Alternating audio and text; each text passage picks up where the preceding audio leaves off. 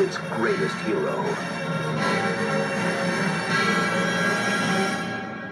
Bonjour à tous les amis, très content de vous retrouver ce week-end. On va aujourd'hui parler de la MMS 293, la Batman Returns de chez Hot Toys. C'est donc du 1.6. Notre hôtesse, bonjour Célène, Bonjour. va vous montrer la boîte que je trouve franchement pas trop jolie. Je sais pas, j'aurais préféré quelque chose de beaucoup plus classique. Bonjour à tous, c'est Max. Et Célène On est parti. pour la review.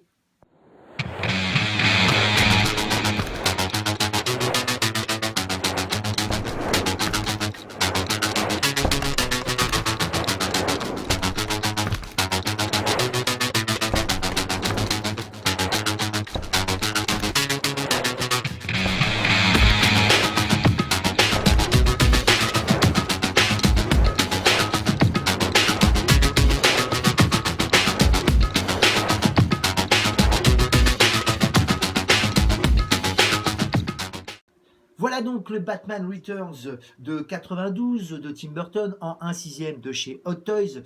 Tout d'abord, avant de commencer, deux petites parenthèses. D'abord la première, la dernière vidéo pour le Thor là, que j'ai faite donc à 24 heures, j'avais mis une espèce de petite banderole de figurines collector et apparemment ça en a choqué certains.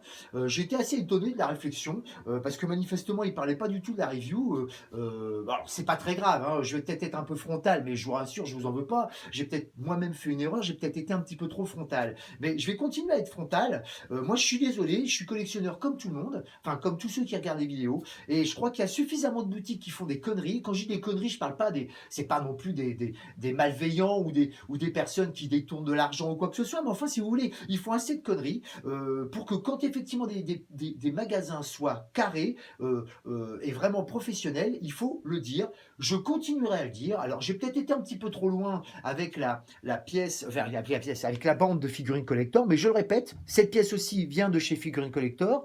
Hein, je le répète, c'est un magasin qui est sérieux, l'équipe est sérieuse, et je le répéterai autant de fois qu'il le faut. Maintenant, effectivement, je ne remettrai plus de bande, puisque manifestement, ça gêne pas mal de personnes, donc je ne vais pas non plus faire une polémique là-dessus, je voulais simplement répondre à ces messages-là. Je le répète, c'est en tout bien tout honneur, hein, je réponds aux messages, il n'y a pas du tout de souci. Le deuxième petit écart, c'est que je voulais remercier Mika Constant qui a remonté un petit peu mes abonnés en parlant un peu plus de moi sur Facebook, donc je le remercie. Et petite parenthèse, Mika, je ne te vendrai pas pour autant mon Captain America Iron Studio pour l'instant.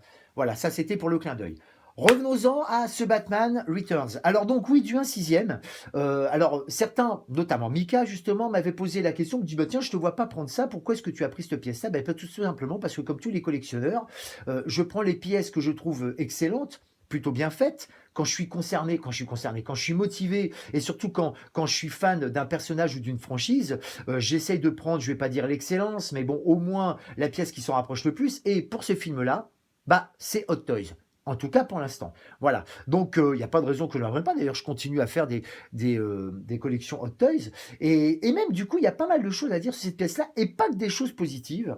Alors, l'aspect général est plutôt pas mal, mais c'est vrai que quand même, il y a pas mal de petites choses moi qui m'ont chagriné. Je vais d'ailleurs en parler tout à l'heure. Je vais pas vous faire un petit tour en musique, tout simplement parce que c'est une pièce qui est quand même pas facile à manipuler en même temps que le. Et puis bon, il n'y a pas grand-chose à voir, hein, si ce n'est au niveau des accessoires, parce que là, par contre, ils se sont fait plaisir, Hot Toys. Donc, je vais essayer d'être détaillé le plus rapidement possible et le mieux possible. Je vais d'abord me poser là pour vous montrer les accessoires qu'il y a avec, et après je parlerai des détails plus précisément. Donc voilà, je commence donc par les accessoires. Alors voilà, c'est les deux bouches que vous allez avoir en plus. Vous allez avoir ensuite un batarang, un lance-grappin, un deuxième lance-grappin que vous voyez là. Si monsieur pouvait faire un petit zoom, voilà. Vous allez avoir les petites télécommandes ici. Vous allez avoir deux cordages, plus ce petit outil là qui sert pour le système PERS, le PERS dont je vous parlerai tout à l'heure. Vous allez avoir trois mains droites, 4 mains gauches qui servent bien évidemment à tenir notamment les accessoires que je viens de vous montrer. Vous avez bien évidemment le socle, hein, qui est en relief d'ailleurs, hein, j'y reviendrai tout à l'heure, et qui s'illumine.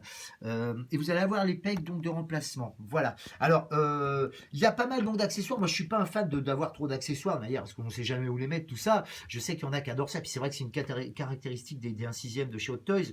Cependant, ça rejoint aussi un des défauts dont je vais parler tout à l'heure. Donc, je vais reposer le bousin. Et là, je vais commencer à parler en détail de la pièce. Voilà, donc je vais redéplacer le bousin en étant plus près de la pièce. Alors, bien évidemment, le costume, et c'est d'ailleurs ce que j'avais préféré dans le film, a changé. Il ressemble plus à une espèce de costume, je vais pas dire de bouclier, mais d'armure. Vous voyez, très très très bien faite, vraiment, le sigle et tout. Alors bon, évidemment, il y aura un petit peu de traces blanches, c'est normal, c'est parce que c'est très éclairé. Vous allez avoir la cape là à placer, enlever la tête complètement et placer la cape. Alors, cette cape-là, par rapport à l'autre, elle est un peu mieux faite. C'est-à-dire que vous voyez, dans ces rainures-là, vous allez avoir des tiges métal pour la guider. Et non, il n'y en a pas en bas. Mais c'est un peu plus facile, mais c'est pas non plus du plus aisé. Vous voyez. Alors, je vais d'ailleurs la refermer pour vous montrer un petit peu l'ampleur, parce que c'est quand même pas mal. Alors, attendez, je m'excuse parce que c'est pas évident avec les deux mains. Voilà. Voilà. Alors, bon, c'est pas mal, mais on a toujours, vous voyez, une ampleur, ce que j'appelle un peu parapluie, quoi. Vous voyez, c'est pas génial. C'est pour ça que moi, je replie le truc, parce que sinon ça fait vraiment trop ample et ça fait pas très très beau. Enfin attention, après c'est un choix, hein, bien évidemment. Voilà, là ça fait un peu mieux, on voit un peu mieux. Vous avez aussi la ceinture qui est déjà mise, toujours avec une espèce de petite collerette de papier autour là pour éviter les frottements, tout ça au départ, que j'ai enlevé bien évidemment, hein, ça s'enlève. Et puis après, bah, vous avez bien sûr le costume. Alors vous voyez, c'est un petit peu mou d'ailleurs, c'est assez amusant parce que si on regarde bien au niveau du fessier, quand on passe la main, bah, on se rend compte qu'on sent l'armure, enfin on sent l'armature, la potence, et donc c'est assez amusant. On se dit oui, en fin de compte, il n'est pas si balèze que ça. Au niveau du visage, alors là, c'est là que c'est extraordinaire, c'est que c'est vachement bien fait. Comme pour la Batman de 89, le menton, la bouche, tout ça, on reconnaît Keaton tout de suite. Idem pour les deux autres qui sont dans la boîte. Et c'est le paradoxe d'ailleurs qu'il y a par rapport au visage qu'ils ont fait. Je sais qu'il y en a qui vont me dire oh ben non, en fin de compte, c'est pas plus mal. Écoutez, moi je l'ai eu dans la main. Franchement, je me suis dit non, je vais pas dépenser plus cher pour avoir une pièce que je ne mettrai pas parce que je la trouve pas belle. Donc j'ai préféré prendre que le personnage, qui était pour moi le principal.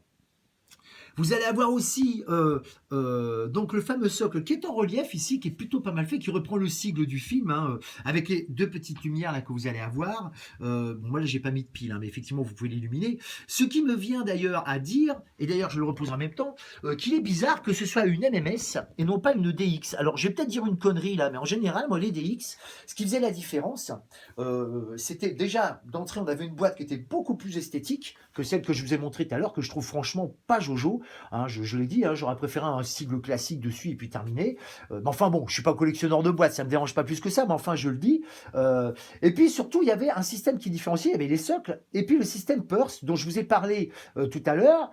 Vous avez ce système Purse là. Alors comme d'habitude, vous enlevez ce petit truc là qui est juste. Alors attendez, c'est pareil, c'est pas non plus aisé de le faire, mais enfin, est-ce que je peux l'enlever? Non, il veut pas. Bon, bref, ça s'enlève en principe, hein, ça s'enlève très facilement. Vous avez deux petites encoches que vous bougez avec le fameux petit outil que je vous ai donc montré pour bouger les yeux. Donc voilà. Donc vous avez exactement tout ce qu'il y a dans une DX. À part le fait que bah, c'est pas une DX, c'est une MMS et puis la boîte est différente. Voilà. Donc j'ai pas trop compris. Alors je dis peut-être une connerie, il y a peut-être quelque chose qui m'a échappé, je ne sais pas. Dans l'absolu, ça change pas grand-chose. On est bien d'accord. Hein, la pièce est réussie comme ça. En tout cas, ça c'est les côtés positifs que je vous ai donnés. Vous voyez, le visage, le masque, tout le costume est bien réussi. Vraiment, non, elle est superbe. Par contre, maintenant, je vais commencer à vous parler des choses négatives. Alors, déjà, la première chose négative, c'est que c'est une pièce manipulable et donc que l'on va manipuler. Et je peux vous assurer, et je suis certain que ça va arriver au moins à un de vous, quand vous allez la sortir, ne la prenez surtout pas, et là je vais vous montrer, parce que c'est pas évident comme ça, ne la prenez surtout pas par les bras ou quoi que ce soit, non pas que les armatures ne tiennent pas, mais alors vous voyez les petits picots là, ça c'est une vraie tannée. Hein.